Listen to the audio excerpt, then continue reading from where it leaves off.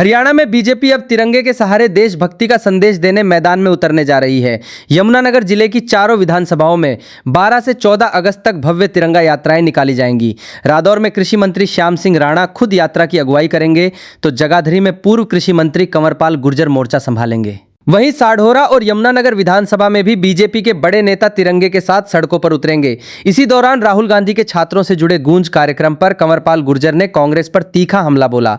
उन्होंने कांग्रेस और उसके सहयोगी दलों को छात्रों का सबसे बड़ा दुश्मन तक बता दिया। यमुनानगर में अब सियासी माहौल देशभक्ति के रंग में रंगने वाला है। बीजेपी की ओर से जिले की चारों विधानसभा सीटों में तिरंगा यात्रा निकालने का ऐलान किया गया है। 12 अगस्त से 14 अगस्त तक चलने वाली इन यात्राओं में बीजेपी के नेता और कार्यकर्ता हाथों में तिरंगा लेकर सड़कों पर उतरेंगे। रादौर विधानसभा में कृषि मंत्री श्याम सिंह राणा तिरंगा यात्रा की अगुवाई करेंगे, जबकि जगाधरी विधानसभा में पूर्व कृषि मंत्री कंवरपाल गुर्जर नेतृत्व करते नजर आएंगे।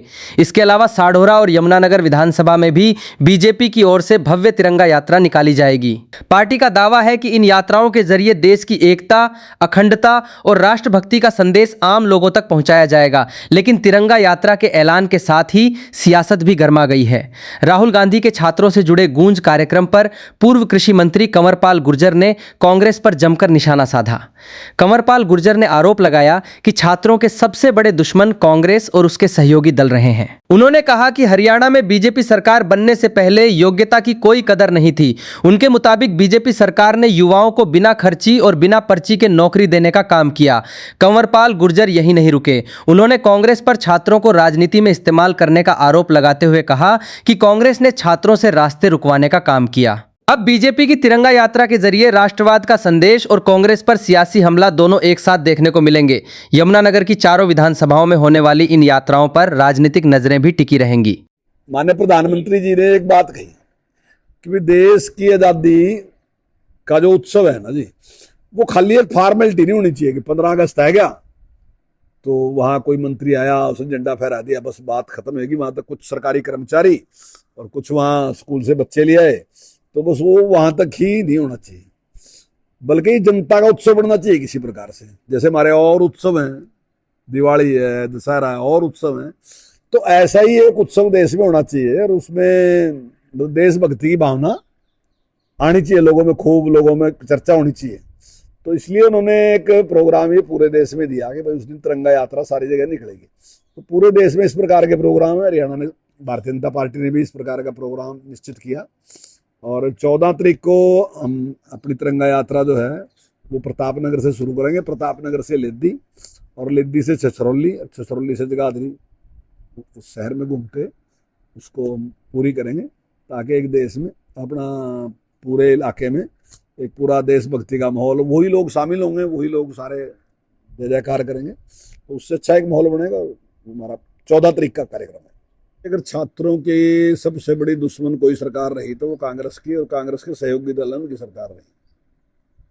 अगर आप आज से 12-13 साल पहले जाओगे तो आप देखोगे योग्यता की कोई कदर नहीं थी।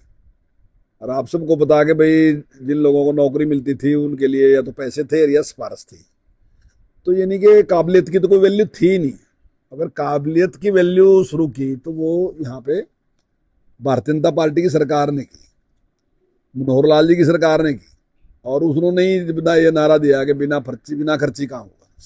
मैं समझता हूँ जब हम विधायक बने तो अगले 2-3 साल तक तो लोगों ने इस बात को स्वीकार करने के लिए ही उन्हें टाइम लगा। बोले ऐसा कैसे हो सका कि कोई सिफारिश नहीं काम। वो बोले जी आप स्पीकर हैं साहब, आपके कैसे होगा, ऐसे कैसे हो सका। या किसी मंत्री भी जहाँ थे बोले आप मंत्री हैं, आपके कैसे होगा। विधायक पे जहाँ थे आप विधायक हैं आपके। लेकिन धीरे धीरे लोगों का एक विश्वास कायम हुआ कि नहीं भाई कोई सिफारिश काम नहीं करती, कोई पैसा काम नहीं करता, केवल और केवल काबिलियत काम करेगी। तो अगर उनके प्रतिनिधि हैं, अगर उनके तहसी हैं, तो उनकी तहसी भारतीय जनता पार्टी है जिसने उनके लिए काम किया। कांग्रेस ने तो उनको बरगलाने का काम किया, उनसे गलत काम करवाए, कहीं रास्ते रखवाना है, दूसरे काम करवाएगा, और बाद में उनकी सहयोगी जो अन्य पार्टियों ने सारों ने करे। मैं तो पहले देखता था पॉलिटिक्स में किस तरह का हाल था कि कॉलेज के बच्चों को लेके उनसे कुछ ना कुछ गड़बड़ करवाओ तो कहते हैं हमारी सरकार आवागी, ये कर देंगे वो कर देंगे, और बाद में उनके खिलाफ मुकदमे दर्ज हो जाते, बच्चे धक्के खाते घूमते रहते। लेकिन हमारी सरकार आने के बाद वो सारी पॉलिटिक्स भी हमने जो कॉलेज की थी उसको भी लगाम लगाई इस पर, और हमने कहा कि जो बच्चे पढ़ने वाले हो पढ़ो और उसकी तैयारी करो। और आज बच्चे आप देख रहे हैं कि पढ़ाई कर रहे और तैयारी कर रहे और जो योग्य बच्चे हैं उनको नौकरियां भी मिल रही और योग्यता के अनुसार सारे काम हो रहे हैं। भारतीय जनता पार्टी के कार्यकर्ताओं के द्वारा समाज के सभी वर्गों को साथ लेकर, युवाओं को साथ लेकर हमारे स्वतंत्रता दिवस के अवसर पर हम हर विधानसभा स्तर पर तिरंगा यात्राएं निकालेंगे। यमुनानगर की चारों विधानसभाओं में ये तिरंगा यात्राएं निकाली जाएंगी। उसके पश्चात हर मंडल स्तर पर भी ये तिरंगा यात्राएं निकाली जाएंगी। हमारा देश जो आज़ाद हुआ, ये जो तिरंगा ध्वज हमारा 1947 में फहराया गया, ये उन अमर वीर बलिदानों के प्राणों से फहराया है जिन्होंने इस देश को स्वतंत्र कराने के लिए अपना बलिदान दिया था। तो उन सबको नमन करने के लिए और हमारी फौजों को याद करने के लिए, उनको नमन करने के लिए, जिनके माध्यम से हमारी सभी सीमाएं सुरक्षित रहती हैं, उन सबको याद करने के लिए ये तिरंगा यात्राएं हमारी निकाली जाएंगी।